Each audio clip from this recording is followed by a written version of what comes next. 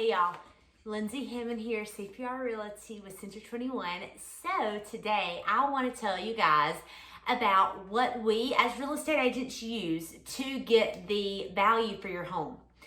So there's some websites you can go to. I won't name any specific names, but they give you a free tool to get your value or estimate. And these are just looking at hard facts. So they're just looking at square footage, home, bedroom count, things like that. But there's a lot more that goes into it. Like, you guys know from when you have done your house and the work you've put into it and the extras that you have, that there's a lot more that goes into it than just those hard numbers. So I want to walk you through what we do. So first and foremost, I have to have the address. So give me the address. Once I get that, I go and I pull up the pertinent information off the tax records. We have certain apps that are available to real estate agents through our companies and things. And I look at everything that I can find about your house. So I get all the bones, the bedroom count, the square footage, the extras, what the tax stuff's going for, all of this stuff. I compile all that up. Then once I have that, then I'm going to look at your neighbors. So I'm going to see if there have been any that have sold recently and how much they sold for. Now, what if you don't live in a subdivision? We can look at areas that are not necessarily in your subdivision. We can look at, general nearby places. And, out here in the West Georgia area, we sometimes have to look kind of like super far out. We have to go a few miles, maybe even like cities and counties away to get like a very specific thing that we're looking for. So we can look at all that. So I look at what it's been sold for, and then I'm going to do what's called a CMA. It's a comparative market analysis. So what this does is it compares your home to the homes that are sold. So the subject property to these other ones. And I'm going through and I'm looking at how many bedrooms does yours have? How many bedrooms does theirs have? Bathrooms, the same. I'm comparing like all of these different things so I can make sure that this is a good comparable to your property. Then I'm going to go in and I'm going to look for other specifics, like, does yours have a basement and this one doesn't, or a garage, or a pool, or a really cool deck, or anything like that that makes yours different. So I'm going to get all of those values. I really prefer to have 5. 5 gives me a really good idea of what the property is going to go for. And like we were talking, there may be a couple that was right nearby or in your subdivision. So if I don't have my 5, that's fine. I'm going to expand it a little bit further, but I just want to make sure that I have some really good comparables that I can relate it to. So then here is the tricky part that kind of blows people's minds sometimes. So I take your property and I compare it to the other one. So let's say I'm comparing it to property A.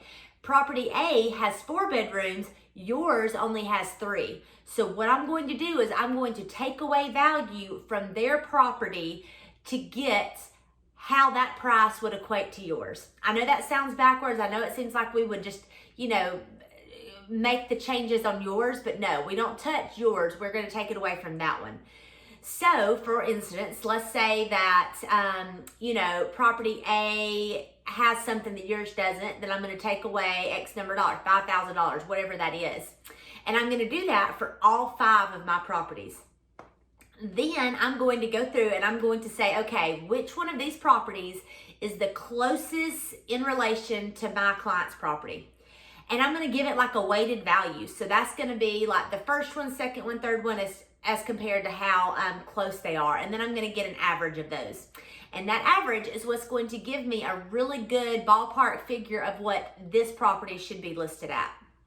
Now, obviously, I need to come look at it in person because that's just a base figure that I'm getting from out there. And when I come look at it in person, I'm looking at different things like, is your home updated and this home wasn't? Does yours have, it may not have the extra bedrooms, but the bedrooms are bigger. Or yours has, that extra deck that they may both have a deck, but your deck may be newer and nicer and bigger. There's a couple of things that don't necessarily help with the value, but they sometimes can, but sometimes can be a negative. So one of those would be like really big landscaping jobs. So that's gonna help with the price. That's gonna make it look better, but then some other clients may see that and be kind of overwhelmed because they're thinking, I can't keep up all this landscaping. It's gonna cost me a fortune to try to do that. Another one are pools. So pools, especially here in the South where it gets hot, that can be a really good thing. But to some people, they're gonna see that just as money and how much it's gonna cost to fix that. So there's a couple of things like that. When I come in the house, I also like to give ideas about, hey, take this away, or hey, put this here, or do it, whatever that may be to do. And that is also going to add value because, as we know, a home that is staged and bringing forth the best version of itself is going to go for more money. So I like to do that too, so that can, give yours a notch above the other competition. So then, once we have all of that together, then we come and we say, hey, okay, I've looked at all the factors. I've looked at everything that, could be weighing for or against your property, and then I'm going to give you a price of what I think would be a good sales price. From there, we'll list it and then hang up the sold sign in the yard. So those are just a couple of quick things. Most people like to know their home value, and that's just something that you really like to do. But then some people are actually looking at, if I can get this amount of money, I'm going to sell. And right now we have people that are making $100,000 more than what they put on the property. So if that's you and you're thinking about possibly selling, I do have a free guide. Just look below, click the link, and this is a free seller's guide. And these are things that I look at when I come walking through your property. So it's things that even if you're not thinking about selling now, but maybe in a couple of years, it's things that you can go ahead and kind of start looking at and whittling away some of it, because some of them can take a hot minute to get done. So completely free for you. Of course, if you like this, go ahead and give me a thumbs up. Subscribe so you can see all of my new content. I like to educate you guys, keep you in the know of what's going on in all things real estate and DIY.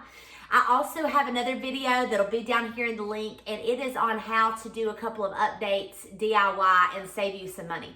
So go ahead and check that out and see if you can't save some money with things. Thanks for watching, guys.